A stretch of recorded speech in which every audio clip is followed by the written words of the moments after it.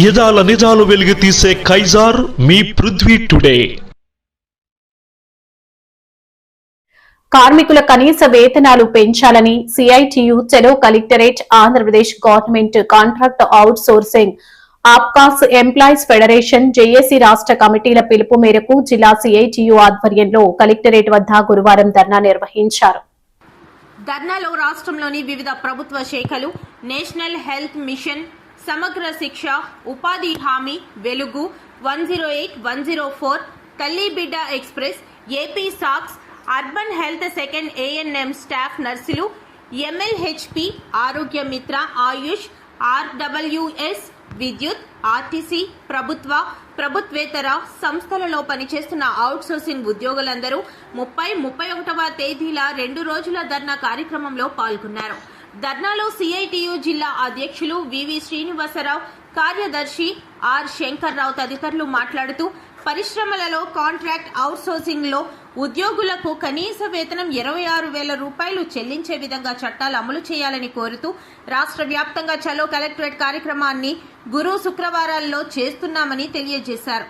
71 schedules పరిశ్రమల కార్మికులకు కనీస వేతనాలు పెంచాలని, పని ప్రదేశాలలో భద్రత చర్యలు చేపట్టాలని, లేబర్ కోర్సు రద్దు చేయాలని, సంక్షేమ పథకాలు అమలు చేయాలని, అదేవిధంగా కాంట్రాక్ట్ ఉద్యోగులకు మినిమం టైం స్కేల్ అమలు చేయాలని ప్రభుత్వాన్ని డిమాండ్ చేశారు. 2006లో ఉన్న కార్మిక చట్టాలను వెంటనే సవరించి పట్టణాలలో నివసిస్తున్న కార్మికులకు ఆహార భద్రత కల్పించాలని, పక్క రాష్ట్రాలు కనీస వేతనం 30% నుండి 40% వరకు పెంచారని, మన రాష్ట్రంలో కూడా కనీస వేతనాలు పెంచి కార్మికులను ఆదుకోవాలని ప్రభుత్వాన్ని కోరారు.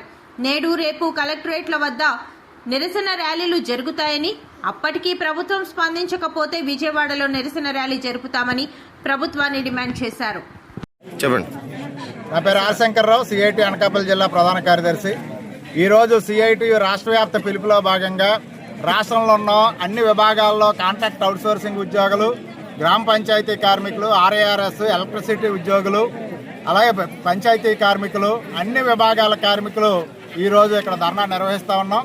ప్రధానంగా పెరుగుతున్న ధరలకు అనుగుణంగా ఈరోజు జీతాలు లేవు.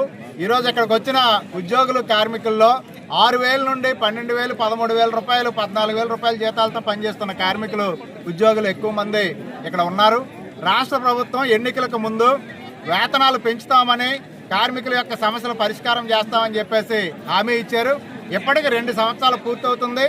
కూటమి ప్రభుత్వం ఇప్పటి వరకు ఉద్యోగుల యొక్క సమస్యలు పరిష్కారం చేయలేదు. మరోవైపు సుప్రీంకోర్టు సమాన పనికి సమాన వేతనం ఇమ్మని చెప్పేసి తీర్పిచ్చింది. ఇటీవలే హైకోర్టు కూడా శాశ్వత స్వభావం గల పనుల్లో పనిచేస్తున్న వాళ్ళందరినీ పర్మినెంట్ చేయమని చెప్పేసి ఇచ్చింది. కానీ వీటిని ఎక్కడా కూడా ఈరోజు అమలు చేయలేని పరిస్థితి ఉంది. మరోవైపు పరిశ్రమల్లో పనిచేస్తున్న కార్మికులు ఉన్నారు. వీళ్ళకి 15 సంవత్సరాలు అవుతుంది, జీవో ఈ రోజు కూడా సవరణ చేయలేదు. ఈ జీవో సవరణ చేయడం వల్ల రాష్ట్ర ప్రభుత్వం మీద ₹1 కూడా భారం పడదు. కానీ ఈ జీవో ఎందుకు ఈ ప్రభుత్వం సవరణ చేయడం లేదు, ఎవరి కోసం ఈ ప్రభుత్వం ఉందని చెప్పేసి అడుగుతా ఉన్నాం. జీవో సవరణ చేస్తే ఇటీవలే కర్ణాటక ప్రభుత్వం కనీస వేతనాన్ని 19,000 రూపాయలకి చేసింది, తెలంగాణ ప్రభుత్వం 16,000 రూపాయలకి చేసింది. మరి ఈ రాష్ట్రంలో ఉన్న కార్మిక వర్గానికి, కూటమి ప్రభుత్వానికి వీళ్ళందరూ కూడా కనబడట్లేదని చెప్పేసి ప్రశ్నిస్తా ఉన్నాం. తక్షణమే ఈ జీతాల పెంపుదల చేయకపోతే భవిష్యత్తులోని విజయవాడలో 4-5 రోజులైనా సరే అక్కడే ఉండి ఈ పోరాటాన్ని ముందుకు తీసుకెళ్ళడానికి సిద్ధపడతామని చెప్పేసి తెలియజేస్తాం. అనకాపల్లి కలెక్టరేట్ దగ్గర వివిధ ప్రభుత్వ శాఖల్లో పనిచేస్తున్న కాంట్రాక్ట్ అవుట్ సోర్సింగ్ ఉద్యోగులు పెద్ద ఎత్తున పాల్గొన్నారు.